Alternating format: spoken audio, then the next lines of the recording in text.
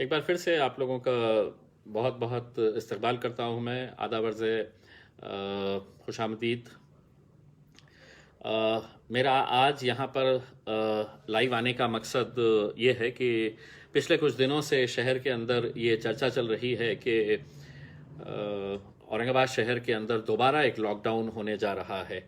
कई लोग फ़ोन करते हैं, कई लोग मिलते हैं और ये पूछते हैं कि ये लॉकडाउन कब से होने वाला है, कितने दिन के लिए होने वाला है, क्यों होने वाला है। कोई इसके हक़ में बात करते हैं, कोई इसके विरोध में बात करते हैं। लेकिन कहीं ना कहीं लोगों के अंदर ये चर्चा है। हम अखबारें उठाकर देखें तो अखबारों के अंदर भी ये खबरें आती रहती है कि अब लॉकडाउन होने वाला है। इस ताल्लुक से जो प्रशासन है, चाहे वो ज़िलाधिकारी हो या विभागीय आयुक्त हो या म्यूनसिपल कमिश्नर हो या पुलिस कमिश्नर हो, सभी ने ये कहा है कि हम आने वाले सोमवार यानी कि कल के दिन हम जितने भी लोग हैं, लोक प्रतिनिधियों के साथ तमाम अधिकारी बैठेंगे और ये सभी अधिकारी बैठकर ये तय करेंगे कि औरंगाबाद में ये लॉकडाउन होना चाहिए या नहीं होना चाहिए। जितने भी अभी ओपिनियंस जो आए हैं, जितने भी लोगों के तरफ से जो राय आई है, उससे ऐसा लगता है कि सरकारी अधिकारी भी इस बात के हक़ में है कि लॉकडाउन होना चाहिए। और तकरीबन मैं समझता हूँ कि पूरे के पूरे आमदार और खासदार भी इस बात के हक़ में है कि लॉकडाउन होना चाहिए। और वो भी 10 दिन का लॉकडाउन होना चाहिए और बहुत कड़क लॉकडाउन होना चाहिए करके इस तरह का सुर सभी की तरफ से आया है। मैं ये बात को मानकर चलता हूँ कि अभी फ़िलहाल औरंगाबाद के अंदर केसेस बढ़ते जा रहे हैं, लेकिन ये लॉकडाउन औरंगाबाद के लिए क्यों ज़रूरी महसूस हो रहा है। अगर आप जानेंगे तो मैं ये एक बात कहना चाहूँगा कि ख़ता किसी और ने की है, सज़ा किसी और को मिल रही है। यानी कि गुनाह किसी और ने किया है और उसकी सज़ा पूरे शहर को मिल रही है। इसका मतलब ये है कि क्या ख़ता हुई है, ऐसा क्या गलत हुआ है। वो गलत ये हुआ है कि मैं किसी के ऊपर उंगली नहीं उठा रहा हूँ कि इनकी वजह से कुछ गलत हुआ है। उसमें मैं भी एक लोक प्रतिनिधि की हैसियत से ये जिम्मेदारी संभालता हूँ और मैं ये कहता हूँ कि अगर हम हमारे पास एक मेडिकल इंफ्रास्ट्रक्चर बहुत अच्छा अगर हम डेवलप कर लिए होते। ऐसा नहीं है कि हम सिर्फ कोरोना के पीरियड की बात कर रहे हैं, लेकिन पिछले कई सालों से हम देख रहे हैं कि यहाँ पर हमारा मेडिकल इंफ्रास्ट्रक्चर किस तरह से कोलैप्स्ड है। ये तो कोरोना की वजह से अब बहुत सारी अंदर की बातें सामने आ रही है। हमको ये पता चल रहा है कि हम कितने कमज़ोर है मेडिकल इंफ्रास्ट्रक्चर के बारे में। और यकीन मानिएगा कि जो बहुत सारे शहर आज जो पॉजिटिव उसमें जा रहे हैं, जिन्होंने बहुत अच्छे तरीके से रिकवर किया है, उसकी वजह यह है कि उन शहरों में मेडिकल इंफ्रास्ट्रक्चर बहुत अच्छे तरीके से था। मेडिकल इंफ्रास्ट्रक्चर को बहुत डेवलप किया गया था। हम हमारे पास देखेंगे तो आप देख सकते हैं कि हर रोज़ हमें हमारे मेडिकल इंफ्रास्ट्रक्चर कितना कोलैप्स है, ये देखने को मिलता है।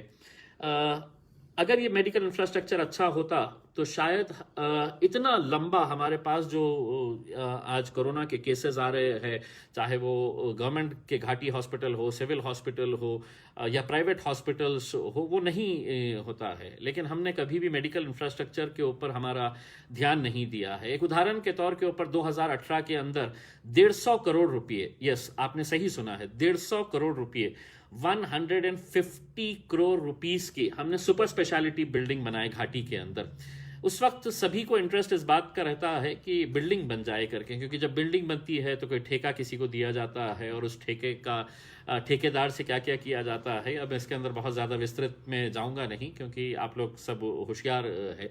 लेकिन 2018 से वो बिल्डिंग का हम इस्तेमाल इसलिए नहीं कर पाए कि वहाँ पर मैन पावर नहीं है। मैन पावर का मतलब ये है कि आप बनाए तो सुपर स्पेशलिटी बिल्डिंग घाटी हॉस्पिटल के अंदर, यानी कि इसका मतलब ये है कि वहाँ पे कोई थिएटर नहीं या सिनेमा हॉल नहीं था, वहाँ पे एक हॉस्पिटल ही रन होना था, सुपर स्पेशलिटी हॉस्पिटल रन होना था।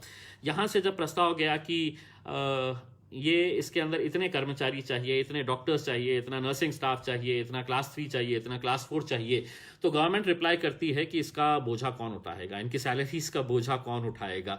तो सवाल ये उठता है कि अगर यही सवाल अगर करना था तो 150 करोड़ रुपए जब खर्च कर रहे थे उसी वक्त बोल देना था कि नहीं, यहाँ पर हॉस्पिटल नहीं बना सकेंगे हम, यहाँ पर एक थिएटर बना दिया जाए या एंटरटेनमेंट का सेंटर बना दिया जाए करके।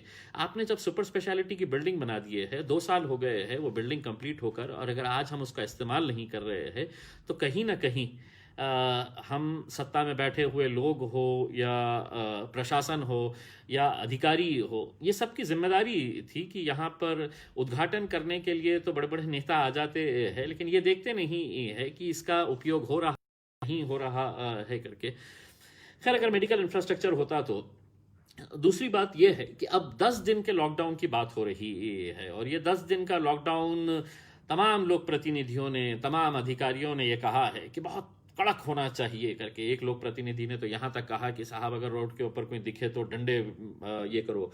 एक लोक प्रतिनिधि ने एक मीटिंग के अंदर ये कहा था कि अगर कोई सड़क के ऊपर नज़र आ रहा है तो उसको जेल में डाल दो करके।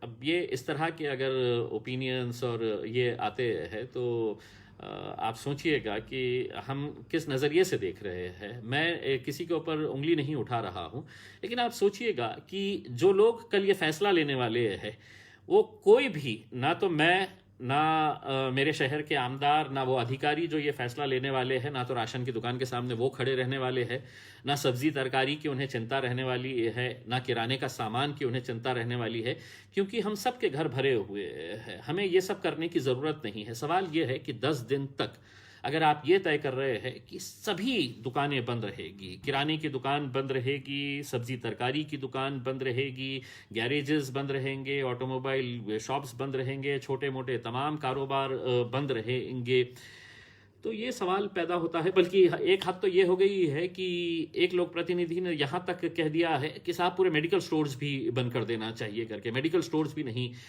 खुले रखना चाहिए करके। और दुर्भाग्यवश अधिकारियों ने कहा कि हाँ, हम इसके ऊपर विचार करेंगे करके उसमें। अब अगर मेडिकल स्टोर्स भी अगर बंद कर रहे हैं तो शायद इन्हें इस बात का अंदाज़ा नहीं है कि कोरोना के अलावा दूसरी भी बीमारियाँ होती है, और दूसरी बीमारियों का भी इलाज उतना ही ज़रूरी है जितना कोरोना का इलाज होना ज़रूरी है। आज हर इंसान को हम इस नज़रिए से देख रहे हैं, अगर वो कोरोना का है तो बस कोरोना का है, बाकी के लिए तो कोई इलाज नहीं है, कोई दवाइयाँ नहीं है। अब मैं आपको जो बता रहा हूँ कि हमारे मेडिकल इंफ्रास्ट्रक्चर, दोस्तों आपको मैं बताऊँ कि कुछ दिन पहले मैंने घाटी अस्पताल के ताल्लुक से, मैं सबसे पहले तो एक बात साफ कर दूं कि मैं घाटी अस्पताल के ही नहीं बल्कि औरंगाबाद के या इस देश के तमाम डॉक्टर्स का तहे दिल से शुक्रिया अदा करता हूं कि किस ईमानदारी के साथ, किस मेहनत के साथ ये लोग 24-24 घंटे काम कर रहे हैं। और वो लोग इस जिस तरह से काम कर रहे हैं, उनकी जितनी तारीफ की जाए वो कम है। लेकिन हाँ, इस दौरान अगर कुछ गलत काम होता है और आप ये कहेंगे कि नहीं इम्तियाज़ अली तुम अपनी आंखें मूंद लो क्योंकि ये गलत काम हो रहा है, और वो गलत काम क्या हो रहा था कि घाटी अस्पताल के अंदर न जाने कितने सालों से ये एक सिस्टम चला रहा है कि गरीब पेशेंट्स जो वहाँ पर जाते हैं उनको प्रिस्क्रिप्शन डॉक्टर्स लिख के देते हैं कि आप बाहर से दवाइयाँ लेकर आइए। देखिए, हम लोग घाटी हॉस्पिटल नहीं जाते हैं। अगर हमारे को खुदा न करे कुछ हो जाए, कुछ बड़े लोगों को कुछ हो जाता है तो वो प्राइवेट हॉस्पिटल्स जाते हैं। घाटी हॉस्पिटल के अंदर यूजुअली वो आदमी जाता है जो पैसा अफोर्ड नहीं कर सकता है, जिसकी माली हालत अच्छी नहीं, जिसकी इकोनॉमिक कंडीशन अच्छी नहीं होती है, वो घाटी हॉस्पिटल जाता है। और अगर उसको वहाँ पर हर डॉक्टर अगर सिर्फ चिट्ठी के ऊपर अगर लिख कर दे दे कि तुम यहाँ से लेके जाओ, मैंने कितने उदाहरण ऐसे एग्जाम्पल जमा करके रखा हुआ है जहाँ पर डिलीवरी के पेशेंट्स को चाहे वो सैनिटरी पैड्स हो या ग्लव्स हो या मास्क हो या सैनिटाइजर्स हो, हर चीज़ बाहर से, पेशेंट के रिश्तेदारों को कहा जाता है कि तुम ये बाहर से लेकर आओ, ब्लड लाना है बाहर से लेकर आओ। तो फिर ये सरकारी अस्पताल इसे बोलेंगे क्यों? इसको भी प्राइवेट कर दिया जाए। सरकारी अस्पताल के अंदर तो वो गरीब आता है जिसके पास पैसा नहीं होता है और ये उम्मीद करता है कि आप सरकार उसकी मदद करेगी। लेकिन जब ऐसा नहीं हो रहा है और जब ऐसे लोग आकर हमारे पास ये बताते हैं कि साहब देखिए मेरी पत्नी की डिलीवरी हुई है और मुझे ये 8,000 रुपये की दवाइयाँ मुझसे मंगाई गई है, ऐसे कितने एग्जाम्पल्स मैंने पूरे अधिकारियों को दिया हूँ, मैंने dean of government medical college and hospital को दिया हूँ, एग्जाम्पल्स के साथ दिया हूँ। और अगर वो चाहेंगे कि और 50 एग्जाम्पल्स दे तो मुझे आप समय दीजिएगा, मैं विद प्रूफ के साथ दूंगा कि ये पेशेंट से कितने हजार रुपये की दवाइयाँ मंगाई गई है करके। हमने खुद ने वहाँ पर जाके इंक्वायरी करे, मेरे साथ डिविजनल कमिश्नर साहब थे, कलेक्टर साहब थे, डीन मैडम थे, मेडिकल का स्टाफ था, और वहाँ पर ये बात सामने आई है कि इस घाटी हॉस्पिटल के अंदर बहुत सारे एजेंट्स घूमते हैं, चाहे वो ब्लड बैंक के एजेंट्स हो, चाहे वो मेडिकल स्टोर्स के एजेंट हो। जिस तरह अपन प्रिंट्रॉवल पे देखते हैं ना कि ऑटो वाले को अगर कोई कस्टमर मिल जाता है तो 4 ऑटो वाले खींचते हैं, तो घाटी के अंदर भी वैसा ही सिस्टम हो गया है। जैसा ही पेशेंट का रिश्तेदार अगर हाथ में चिट्ठी लेकर आ रहा है तो 4 एजेंट्स उसको खींचते हैं, तो हम 5% कम से देंगे, 10% कम से देंगे करके। तो ये सिस्टम वहां पर चला आ रहा है। और जब हमने सबूत के साथ दिया और वहां के डॉक्टर्स ने ये माना कि यहाँ पर एजेंट्स घूमते हैं, वहां के डॉक्टर्स ने ये माना उन अधिकारियों के सामने कि ये जो दवाइयाँ लिखकर दी गई है, ये पूरे के पूरे दवाइयाँ हमारे हॉस्पिटल के अंदर मौजूद है। तो सवाल ये है कि जब ये मौजूद है, इतने सारे दवाइयां आपके हॉस्पिटल के अंदर है, तो फिर ये गरीब के ऊपर ये बोझा क्यों डाला जा रहा है? तो एक डॉक्टर ने खड़े रहकर कहा कि नहीं साहब, वो स्टोर रूम के अंदर रहते हैं और स्टोर रूम में से वार्ड के अंदर नहीं पहुंच पाते हैं, तो डॉक्टर्स को चूंकि पेशेंट को अटेंड करना होता है तो वो चिट्ठी लिख के दे देता है करके।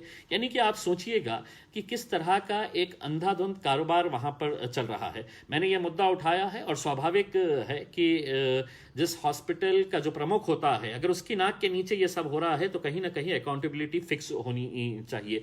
मैंने कहा कि अगर ये सिस्टम अगर चल रहा है और सभी लोग मान रहे हैं कि ऐसा गोरख धंधा वहां पर चल रहा है, तो कहीं ना कहीं किसी न किसी के ऊपर एक्शन होना चाहिए। अब सवाल ये हुआ कि किसके ऊपर एक्शन करना चाहिए, तो पता चला कि एक नर्स के ऊपर एक्शन लिया जाएगा और एक रेसिडेंट डॉक्टर्स के ऊपर। मेरा ये कहना है कि रेसिडेंट डॉक्टर्स जो है वो मैं समझता हूँ कि पिछले 3-4 महीनों से जिस तरह से वो काम कर रहे हैं, ये यंग लड़के लड़कियां हैं जो 2nd year, 3rd year, 4th year के अंदर है, लेकिन उन्हें आज ड्यूटी दी गई है। उनकी प्राथमिकता ये होती है कि हम पेशेंट की जान किस तरह से बचाई जाए करके। मैंने इन डॉक्टर से भी मुलाकात की है। डॉक्टर्स का कहना है कि हमारे पास मेडिसिन अवेलेबल नहीं होते हैं, अगर मेडिसिन लाना होता है तो उसका लंबा प्रोसीजर होता है, इस वजह से हम पेशेंट की जान बचाने के लिए चिट्ठी लिख के दे देते हैं करके। तो वो खुद उन्होंने ये माना है कि ये गलत है करके। मैंने ये उम्मीद किया था कि प्रशासन किसी ना किसी के ऊपर एक्शन लेगा। एक्शन का मतलब ये नहीं है कि मैं किसी को नौकरी से निकालना चाहता हूँ, लेकिन ये सिस्टम इम्प्रूव होना चाहिए। क्योंकि एक तरफ सरकार का मतलब यह है कि आज बैठी हुई सरकार यह दावा करती है कि हमने करोड़ों रुपया घाटी को दिया है मेडिसिन के लिए। यहाँ के ऑफिसर्स ये कहते हैं कि साहब हमने करोड़ों रुपया घाटी को दिया है। अगर वो करोड़ों रुपया दिया है तो फिर ये करोड़ों रुपया जा कहाँ रहा है? अगर गरीबों से आप छोटी छोटी चीजें भी बाहर से मंगवा रहे हैं, तो ये सिस्टम इंप्रूव होना बहुत बहुत जरूरी है। ये सिस्टम आप इंप्रूव नहीं कर पाए तो अब आप कहेंगे कि नहीं, अब लॉकडाउन करके हम सब कुछ ठीक होने वाला है। यकीन मानिए कुछ नहीं ठीक होने वाला है। मैं ये मानकर चलता हूं कि हमने 3 महीने 3.5 महीने है तो इतना कॉपरेट किया है हर एक के साथ। अगर ये केसेस अगर बढ़ रहे हैं तो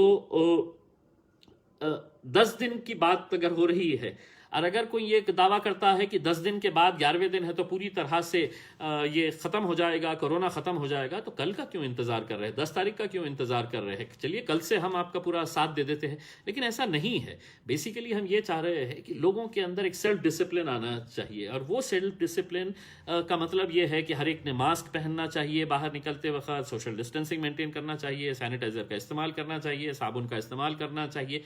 ये सब चीज़ें अगर आप करेंगे तो आप इसको कहीं ना कहीं कंट्रोल में लेकर आएंगे। और यकीन मानिए ये सभी लोग जानते हैं कि चाहे आप वो 8 दिन का करें, 10 दिन का करें या 15 दिन का करें, 16वें दिन हमारे को बैक टू स्क्वायर वन आकर ही खड़े रहना है, अगर हम लोग अपना सेल्फ डिसिप्लिन अगर नहीं करेंगे। अब एक देखिएगा कि आप कंप्लीट लॉकडाउन करने की बात कर रहे हैं, नहीं, लेकिन इंडस्ट्रीज खुली रहेंगी बताते हैं। नहीं, इंडस्ट्रीज उद्योग को हम बंद नहीं कर सकते हैं। यानी कि वालुज में जो जाने वाला कामगार है वो शायद मेरे घर का पड़ोसी हो सकता है, वो किसी भी शहर का इलाके में रहने वाला हो सकता है, और तकरीबन एक अनुमान के हिसाब से 1.5 लाख के करीब लोग शहर से इंडस्ट्रियल एरिया की तरफ जाते हैं। यानी कि ये लोग जा सकते हैं, वो लॉकडाउन नहीं रहेगा। लोगों ने इस बात का विरोध किया है कि साहब ऑटो रिक्शा वाले जो है वो ऑटो रिक्शा में 4-4 6-6 लोगों को भरकर लेके जाते हैं, उनके ऊपर कार्रवाई होनी चाहिए। अगर आपका आकलन है तो मुझे ये बताइएगा कि हवाई जहाज तो चल रहा है, औरंगाबाद से भी हवाई जहाज उड़ रहे हैं और उसके अंदर तो 150 180 के करीब पैसेंजर्स बैठ के जाते हैं। वो क्या मतलब सोशल डिस्टेंसिंग मेंटेन करते हैं? नहीं, कांधे से कांधा लगाकर 3 लोग बैठते हैं ये साइड, 3 लोग वो साइड बैठते हैं। 2-2 घंटे 2.5 घंटे की फ्लाइट होती है। अगर हम औरंगाबाद शहर के अंदर 2 की जगह अगर 3 बैठकर चले गए तो उसमें आप इतना बड़ा इशू कि नहीं ऑटो वालों के ऊपर कार्रवाई होनी चाहिए करके, ये बहुत ही दुर्भाग्यवश है। ये वो ऑटो वाले हैं जो पिछले मैं समझता हूं कि 3-4 महीनों के अंदर ना तो इन्हें किसी सरकार ने मदद किया है, ना किसी अकाउंट इनके अकाउंट के अंदर कोई 1,000 रुपया जमा किया है। ये लोग भी तो परेशान है और उसके ऊपर अब पुलिस डिपार्टमेंट ये कर रहा है कि नहीं 2 के 3 दिखे गाड़ी रुकाओ चालान कर डालो 500-500 रुपये। ये बहुत ही दुर्भाग्यपूर्ण बात है कि आज औरंगाबाद शहर का पुलिस डिपार्टमेंट ने इस कोरोना के पीरियड के दौरान करोड़ों रुपया लोगों के फाइन के तौर के ऊपर जमा किया है। क्या ये वक्त है आपका कि आपको अपनी तिजोरी भरने के लिए, मुझे मालूम है कि सरकार की तिजोरी खाली है, लेकिन क्या आप गरीबों को, जो रिक्शे वाला निकल के जा रहा है उसकी रिक्शे के अंदर अगर 2 की जगह 3 लोग बैठे हैं, 2 बच्चे बैठ गए हैं तो पुलिस वाले उन्हें रुकाकर उनको चालान कर रहे हैं 500-500 रुपये, 1,000 रुपये की फाइन कर रहे हैं। अब बीच में सुना है कि आरटीओ साहब ने भी अपनी टांग अड़ा दिए है कि वो भी कहा है कि अब हम भी अपनी कार्रवाई शुरू कर रहे हैं। बीच में म्युनिसिपल अथॉरिटीज की एक टीम शहर के अंदर घूम रही है कि नहीं साहब प्लास्टिक वाले कौन यूज कर रहे हैं करके। अभी 1-2 दिन पहले एक दूध वाले के ऊपर उसको 5,000 रुपए की फाइन दे दिया है कि नहीं आप प्लास्टिक यूज कर रहे हैं करके। अब ये समय है कि जहां पर लोगों के पास खाने के लिए नहीं है और आप इस तरह के अगर फैसले लेकर आ रहे हैं कि नहीं रिक्शे में 2 से 3 जा रहे हैं 500 रुपये दो। अगर आप प्लास्टिक यूज कर रहे हैं, प्लास्टिक का विरोध हम कर रहे हैं, मैंने खुद ने है तो प्रस्ताव दिया था, लेकिन यह समय नहीं है कि आप गरीबों की जेब के अंदर हाथ डालकर अपनी तिजोरी भरे। ना तो ये महानगर पालिका कर सकती है, ना पुलिस डिपार्टमेंट कर सकता है। करोड़ों रुपया आप इस वक्त बना रहे हैं, मोटरसाइकिल वालों के ऊपर फोटो ली जा रही है। मैं तो पुलिस डिपार्टमेंट का भी तहे दिल से शुक्रिया अदा करता हूं कि आप लोग भी बहुत अच्छा काम कर रहे हैं, लेकिन जो सड़क के ऊपर बैठे हुए जो पुलिस वाले हैं, जो किसी भी मोटरसाइकिल की है तो तस्वीर खींच लेते हैं, उसको फाइन कर ले चले जाता है, या उनको, भाई आप लोग भी कोई बहुत बड़े पैसे वाले ऐसा नहीं है। कम से कम सोचिए उस सड़क के ऊपर बैठे हुए आप कि आदमी किस मजबूरी के अंदर बाहर निकला है, उसकी क्या गरीबी है कि आप एक मोटरसाइकिल के ऊपर अगर एक बेटा अपनी मां को ले जा रहा है किसी अस्पताल के अंदर तो आपके हिसाब से वो कानूनन जुर्म है, क्योंकि डबल सीट आप गाड़ी के अंदर नहीं बैठ सकते हैं। तो आपकी हिम्मत है कि आप किसी हवाई जहाज को बंद करें कि वहां पर है तो आप 150 लोगों को बिठाकर लेकर जा रहे हैं करके, लेकिन गरीब है तो उसके ऊपर बराबर आप उसके ऊपर कार्रवाई करने की बात करेंगे और करते आ रहे हैं। मैंने खुद ने लिखित तौर के ऊपर औरंगाबाद के पुलिस कमिश्नर साहब को एक रिक्वेस्ट लेटर भेजा हूं कि आप जो ये जो फाइन इकट्ठा कर रहे हैं इस पीरियड के अंदर, और ऐसा नहीं है छोटी मोटी, करोड़ों रुपये की फाइन आपने जमा किए हुए हैं सिर्फ इस कोरोना के पीरियड के दौरान, चाहे वो रिक्शे वाले हो, गाड़ी वाले हो, मोटरसाइकिल वाले हो, उनकी गाड़ियां सीज की गई है। तो ये बहुत गलत बात है और कहीं ना कहीं किसी ना किसी को इसके बारे में आवाज उठाने की जरूरत है। मैं सिर्फ यही कहना चाहूँगा कि इस फैसले का दिन कल है। कल 11 बजे डिविजनल कमिश्नर ऑफिस में मीटिंग रखी गई है और उसमें तमाम एमपीज एमएलएज रहेंगे। मैं साफ तौर से ये कहना चाहता हूँ कि मैं इस लॉकडाउन के टोटल विरोध में हूँ, लेकिन हाँ अगर इसके बावजूद भी अगर आप हमें कन्विंस कर सके कि हम ये लॉकडाउन इस वजह से कर रहे हैं और हमारा टारगेट ये है, हम ये अचीव करना चाहते हैं, तो यकीनन हम बिल्कुल सरकार का, प्रशासन का पूरी तरह से साथ देंगे। मैं पर्सनली विरोध हूँ एक अलग बात है उसमें, लेकिन आप अगर कन्विंसिंग अगर रिप्लाई दें, जैसा 3 दिन पहले मैंने एक अखबार के इंटरव्यू के अंदर ये बताया था कि शायद यहाँ के अधिकारियों की और कोरोना के साथ कुछ समझौता हुआ है कि कोरोना ने कहा है कि मैं दिन में औरंगाबाद में नहीं आऊंगा, तो दिन में पब्लिक को आप औरंगाबाद में निकाल सकते हैं, मैं शाम में 7 बजे आऊंगा आपके पास, जब आप लॉकडाउन कर देंगे ना तो मैं सिर्फ शाम में आके आपको परेशान करूंगा करके। तो अगर इस तरह का अगर आप तर्क वितर्क देंगे कि आप दिन भर पब्लिक को कहेंगे और रात में जब सड़कों के ऊपर कोई रहता नहीं है, 9-10 बजे लोग अपने घरों में चले जाते हैं, 90% लोग घरों में चले जाते हैं, 10% वैसे भी घूमते फिरते रहते हैं, तो आप इस तरह का अगर फैसला लेंगे कि दिन भर पब्लिक घूमेगी बाहर और रात में आप लॉकडाउन करेंगे, तो ये एक अजीब विचित्र है। आपको कन्विंस करना पड़ेगा, आपको हमको समझाना पड़ेगा। हो सकता है कि मैं आप के उतना होशियार नहीं होगा, मुझे बहुत ज़्यादा समझ नहीं होगी, तो आप समझाइएगा कि मतलब हमारा ये रीज़निंग की वजह से हम ये फैसला कर रहे हैं। अगर आप टोटल लॉकडाउन की बात कर रहे हैं और आप कहेंगे कि नहीं साहब हम छोटे मोटे किराए दुकानदारों को हम बंद करने वाले हैं, सब्जी तरकारी वालों को हम बंद करने वाले, लेकिन उद्योग चालू रहेगा, इंडस्ट्रीज चालू रहेगी, क्यों साहब?